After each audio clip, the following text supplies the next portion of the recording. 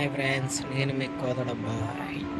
మేము ఈరోజు మా ఇంటి దగ్గర ఉన్న ఎల్లమ్మ టెంపుల్కి వెళ్ళడం జరిగింది. బల్కంపేట ఎల్లమ్మ టెంపుల్. ఈరోజు ఆదివారం. ఇక్కడ జరిగాయి వజ్రోత్సవాల కంటే ఎక్కువగా జరిగాయి ఎల్లమ్మ టెంపుల్ కాడ బోనాలు. ఎలా ఉన్నదంటే బోనాలు క్యూ కూడా చాలా వరకు ఉన్నది.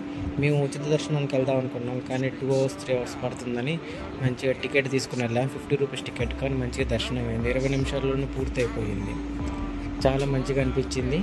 గుడి మాత్రం చాలా ఎక్సలెంట్గా ఉంది. లోపల దర్శనానికి క్యూ కట్టుకొని 50 రూపీస్ టికెట్కి కూడా చాలా క్యూ అనిపించింది, కానీ 20 minutes పట్టింది.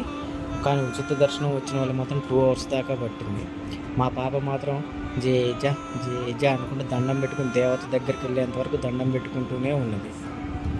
అంతా చూసి అందరూ మా పాపను చూడటం, వేరే చిన్న చిన్న పాపలు ఉంటే అందరం చూసుకుంటూ ఆ క్యూలో నిలబడి దర్శనం అయితే చేసుకున్నాను.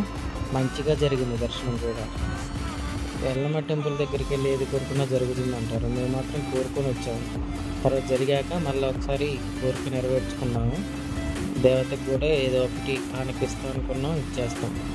టెంపుల్లో జనాలు మాత్రం చాలా విపరీతంగా ఉంది. ఇక కిందికి వెళ్తున్నామండి. లోపలికి ఇలా ఉంటుంది దారి. లోపలికి వెళ్ళేటప్పుడు అటు ఉచిత దర్శనం వాళ్ళు, ఇటు పేమెంట్ దర్శనం వాళ్ళు ఉంటారు. అంతా ఒక్కడికి వస్తారు. కానీ ఉచిత దర్శనం వాళ్ళు చుట్టూ తిరిగి రావాలి. పేమెంట్ దర్శనం వాళ్ళు పైనుంచి 1-2 రౌండ్లు తిరిగి వస్తే కిందికి వెళ్ళిపోతుంది.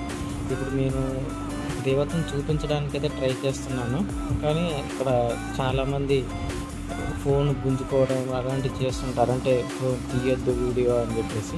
కానీ నేను నా శాశక్తిలో ట్రై చేశాను. దేవతని నేనే కాదు మీకు కూడా చూపించడానికి నేను చూస్తున్నాను. ఒకవేళ మీకు కనబడితే మీకు మంచిగా దర్శనం చేసుకొని మీ దేవతని కోరుకోండి. నేనైతే దేవతని మీకు చూపిస్తాను. లోపలికి ఎంట్రీ అయ్యాము.